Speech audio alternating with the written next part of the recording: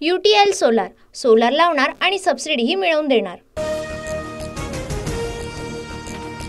हर्षवर्धन पाटील भाजपला सोडचिठ्ठी देत शरद पवारांची तुतारी हाती घेणार।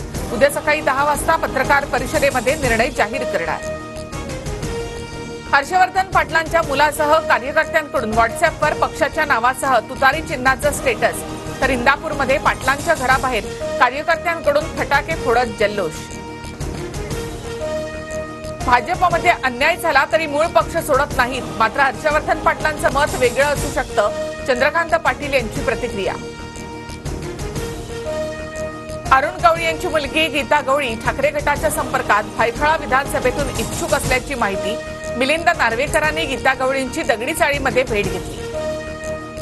महाविकास आघाडीचा फॉर्म्युला जवळपास ठरला। ठाकरे गटाला 95 ते 100, काँग्रेसला 100 ते 105, तर पवार गटाला 80 ते 85 जागा मिळण्याची शक्यता। 26 नोव्हेंबर पूर्वी नवी विधानसभा आणावीच लागेल। दसऱ्यापूर्वी जागा वाटपाचं चित्र स्पष्ट होईल, संजय राऊतांची माहिती।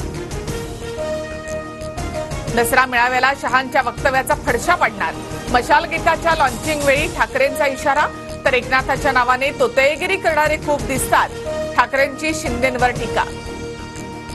विरोधकांचं प्लॅनिंग जनताच हाणून पाडेल, मला उत्तर देण्याची गरज नाही, रणनीती मी 2 वर्षांपूर्वीच दाखवली, मुख्यमंत्री शिंदेंची टीका। विरोध केल्यास शिवसैनिक पूर्ण हिशोब घेतील। ज्या पद्धतीनं भाजप कार्यकर्ते सिल्लोडमध्ये काम करतील त्याच पद्धतीनं शिवसैनिक राज्यभरात काम करतील, अब्दुल सत्तार यांचा इशारा। आधी ताकद निर्माण करून आता भाजपकडून सत्तारांच्या विरोधात मोर्चे। भाजपची सहकारी पक्षांना संपवण्याची वृत्ती, भाजप गद्दारांना संपवणार, अंबादास दानवेंची टीका। पुण्यामध्ये स्कूल व्हॅनमध्ये 2 चिमुकलींवर चालकांकडून अत्याचार, वानवडी पोलिसांकडून गाडी चालकाला अटक, संजय रेड्डीवर पॉक्सो अंतर्गत गुन्हा दाखल। पुणे अत्याचार प्रकरणानंतर स्कूल व्हॅनची वंचितच्या कार्यकर्त्यांकडून तोडफोड, तोडफोडीनंतर पुणे पोलिसांनी व्हॅन दुसऱ्या ठिकाणी हलवली।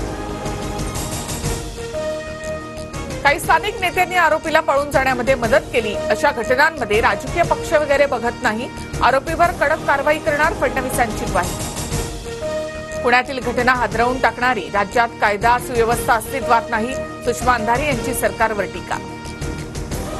अल्पवयीन आरोपीचं वय 18 वरून 14 करायला हवं, अल्पवयीन आरोपीच्या वयाबाबत अमित शहांशी बोलणार, अजित पवार यांची माहिती।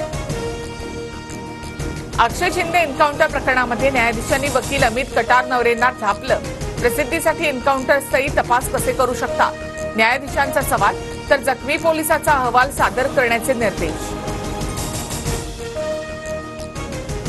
बदलापूर अत्याचार प्रकरणात उदय कोतवाल आणि तुषार आपटेला एका प्रकरणामध्ये जामीन, तर दुसऱ्या प्रकरणामध्ये दोन्ही आरोपींना अटक। आचारसंहिता लागण्याआधी मागण्या मान्य करा, अन्यथा फडणवीसांना खूप पश्चाताप होईल, मनोज जरांगे यांचा इशारा। राजकारण, सत्ताकारण, अर्थकारण शूद्र, महामूर्ख जमात म्हणजे हिंदू जात। गणपती उत्सव, नवरात्रोत्सव इव्हेंट झाले, संभाजी भिडेंच्या वक्तव्याने नव्या वादाची शक्यता।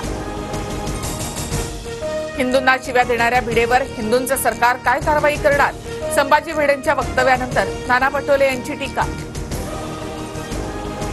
आचारसंहितेची घोषणा आणखी लांबणार, आचारसंहिता आणि निवडणुकीची घोषणा दसऱ्यानंतरच होणार, सूत्रांची माहिती।